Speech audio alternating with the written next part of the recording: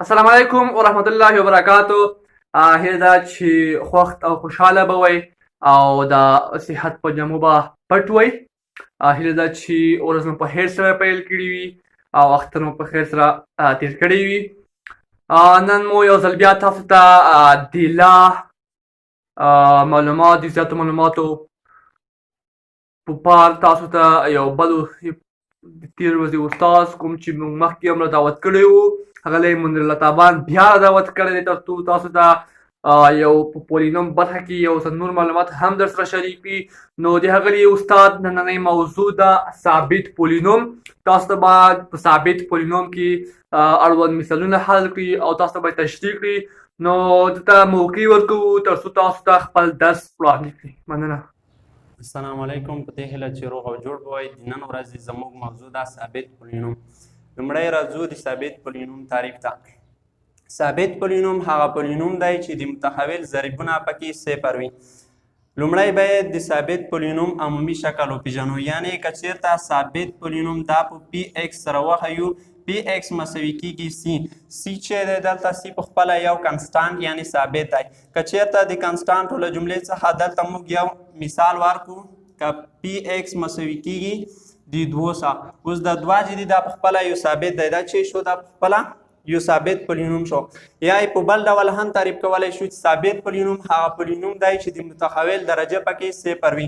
که چېرته په د دویم پر هغه تعریف مطابق یو مثال ورکړو چې پی ایکس مساوي کېږي 3، دا اوس په خپله یو ثابت پولینوم دی. که چېرته دغه دویم تعریف په دې کې تطبیق کړو نو لیکلی شو چې ولیکو چې پی ایکس مساوي کېږي 3 ضرب ایکس په توان دی صفر. یعنې موږ ووایو دویم تعریف مو دا شی وکړو چې ثابت پولینوم هغه پولینوم دی چې د متحول درجه پکې صفر وي. نو دلته درجه څو ده؟ صفر ده.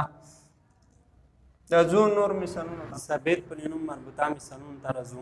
لومړی مثال دی 2m منفي 4 ضرب ایکس مربع مثبت 15 منفي n ضرب x مثبت 11.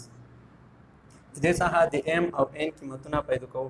کله چې د یوه ثابت پولینوم څخه یا یوه ثابت پولینوم قیمت پیدا کوو، لومړی چېرته چې متحولین وي د هغوی ضریبونه باید د صفر سره مساوي کړو. دلته د x مربع متحول دی، ضریب یې چې دی 2m منفي 4 دا مساوي کوو د صفر سره. بل متحول x دی، د x ضریب چې دی 15 منفي n، یعنې 15 منفي n دا باید مساوي کړو د صفر سره. پاس معادلې څخه د m قیمت پیدا کوو، یعنې 2m دا مساوي شي ثابت د مساوات ښي طرف ته بدلوو. دا منفي 4 د ښي طرف ته یې بدل کړو، دا به مثبت 4 شي. د m د قیمت د پیدا کولو لپاره د مساوات دواړه خواوې په 2 باندې ویشو. دا خوا که په 2 ویشو m به په لاس راشي، دا خوا که په 2 ویشو 2 په لاس راشي.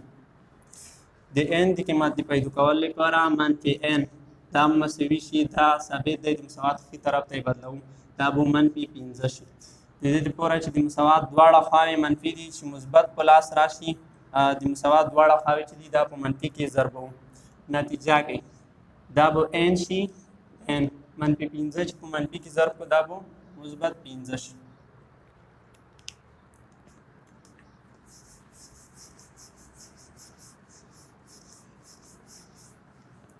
راځو دویم مثال ته. دویم مثال دا شی دی چې 2a مثبت 4 پر 3 ضرب x مربع مثبت b منفي 15 ضرب x مثبت لاس. د پولینوم څخه د a او b قیمتونه پیدا کوو. متحول چې دی x مربع ضریب چې 2a مثبت 4 پر 3 دا د صفر سره مساوي کوو. 2a مثبت 4 پر 3 دا به مساوي شي د صفر سره. د a قیمت د پیدا کولو لپاره ثابت د مساوات ښی خواته بدلوو، یعنې 2a دا مساوي شي مثبت 4 پر 3 چې مساوات ښي طرف ته بدل کړو دا به منفي 4 پر 3 شي. د a قیمت د پیدا کولو لپاره د مساوات دواړه خواوې یو پر a کې یو پر دوه کې ضربوو ځکه د A قیمت پیدا کوو نو د مساوات دواړه خواوې یو پر دوه کې ضربوو. دا چې یو پر دوه کې ضرب کړو دلته به چې پلس روشي A. دا چې په منفي اول علامه که ضرب کړو منفي په مثبت کې منفي څلور ضرب یو څلور دوه ضرب درې شپږ.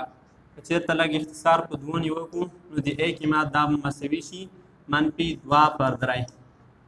یعنې په دوو باندې دلته اختصار وکړو څلور که په دوو اختصار کړو یا تقسیم کړو دا به دوه شي شپږ چې په دوو تقسیم کړو دا به درې شي.